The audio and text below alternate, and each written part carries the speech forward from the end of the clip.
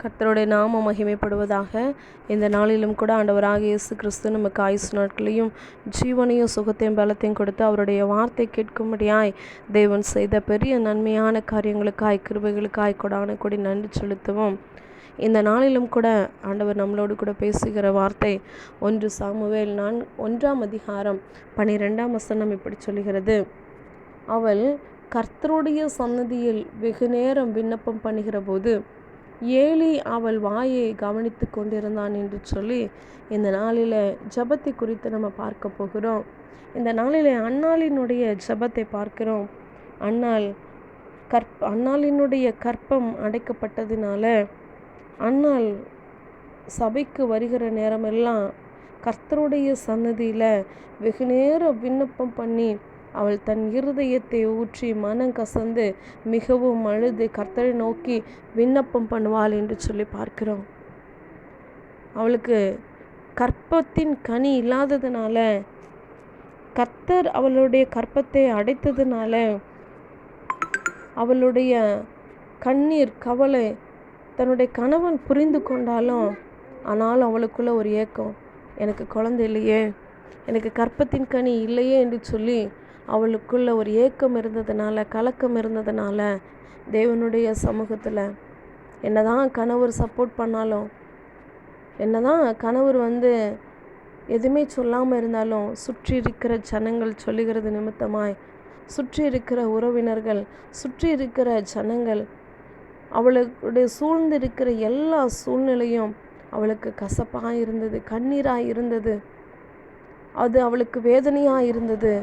அதனால் தேவனுடைய சமூகத்தில் அவள் மனம் கசந்து மிகவும் அழுதாள் என்று சொல்லி பார்க்கிறோம். அவள் விண்ணப்பம் பண்ணுகிறார்: சேனைகளின் கர்த்தாவே, தேவரீர் உம்முடைய அடியாளின் சிறுமையை கண்ணோக்கி பார்த்து உம்முடைய அடியாளை மறவாமல் நினைத்தருளி உமது அடியாளுக்கு ஒரு ஆண் பிள்ளையை கொடுத்தால் அவன் உயிரோடு இருக்கும் சகல நாளும் நான் அவனை கர்த்தருக்கு ஒப்பு கொடுப்பேன் என்று சொல்லி அவன் தலையின் மேல் சவரன் கத்தி படுவதில்லை என்று சொல்லி ஒரு பொருத்தனையோடு கூட பொருத்தனையின் ஜெபத்தை அவள் ஏறெடுத்தாள் என்று சொல்லி பார்க்கிறோம். அவள் கண்ணீரோடு கூட தேவனுடைய சமூகத்தில் பொருத்தனையோடு கூட ஒரு ஆண் பிள்ளை தான் வேணும் என்று சொல்லி, அந்த ஆண் பிள்ளையை கொடுத்தீங்கன்னா நான் உங்களுக்கே கொடுக்கிறேன் என்று சொல்லி அவள் பொருத்தனையின் விண்ணப்பத்தை பண்ணினாள்.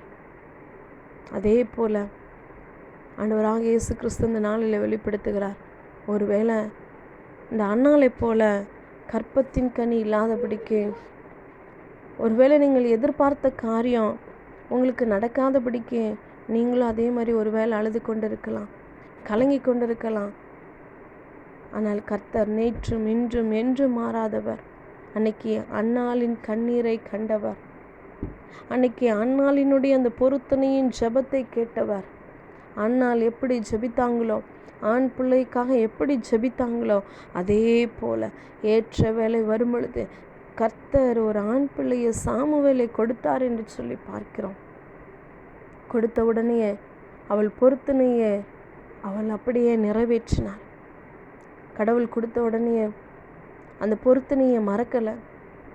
எப்படி போய் அவங்க விண்ணப்பம் பண்ணாங்களோ அதுக்கேற்ற மாதிரியே விசுவாசத்தோடு எப்படி ஆண் பிள்ளையை கேட்டாங்களோ அதே விசுவாசத்திற்கு ஏற்ற பிரகாரமாய் கர்த்தர் கொடுத்தார். அதே மாதிரி அவங்களும் போயிட்டு தேவனுடைய சமூகத்தில் ஒப்பு கொடுத்தாங்க என்று சொல்லி பார்க்கிறோம். என் அன்பு சகோதரனே, சகோதரியே, இந்த நாளிலும் கூட உங்களுக்கு நீங்கள் எதிர்பார்த்து ஏமாற்றத்தோடு இருக்கிற காரியம் கர்த்தர் இந்த நாளிலே வாய்க்க பண்ண போகிறார். அவர் நமக்கு செய்யணும் அப்படின்னா ஒரே ஒரு காரியம், தேவனுடைய சமூகத்தில் எந்த மனுஷங்கள்ட்டையும் சொல்லாதபடிக்கு, எந்த மனுஷங்கள்ட்டையும் கண்ணீர் விடாதபடிக்கு உங்களுடைய கண்ணீர் தேவனுடைய சமூகத்தில் அவர் மாத்திரம் நோக்கி இருக்கும் பொழுது, இருதயத்தை ஊற்றி நீங்கள் அழுது புலம்பி செபிக்கும் பொழுது, பொருத்தனையோடு கூட செபிக்கும் பொழுது, இயேசுவின் நாமத்தினாலே நீங்கள் செபிக்கும் பொழுது அதை தேவன் அப்படியே செய்ய வல்லவராக இருக்கிறார். இந்த நாளிலும் கூட உங்களுக்கு அப்படியே செய்ய அவர் வல்லவராக இருக்கிறார். உங்களுக்கும் ஒருவேளை இதை கேட்டுக்கொண்டிருக்கிற உங்களுக்கும் உங்களுடைய குடும்பத்தில் ஒருவேளை கற்பத்தின் கனி யாருக்காவது இல்லாமல் ஒருவேளை அன்னாளை போல் நீங்கள் செபித்து கொண்டே இருப்பீர்கள். ஆனால் இயேசுவின் நாமத்தினால தேவன் அன்னாளுக்கு கொடுத்த அதே கற்பத்தின் கனியை சாமுவேலை உங்களுக்கு கொடுக்க அவர் வல்லவராக இருக்கிறார். கர்த்தர் தாமே இந்த வார்த்தைகளை ஆசீர்வதிப்பார்.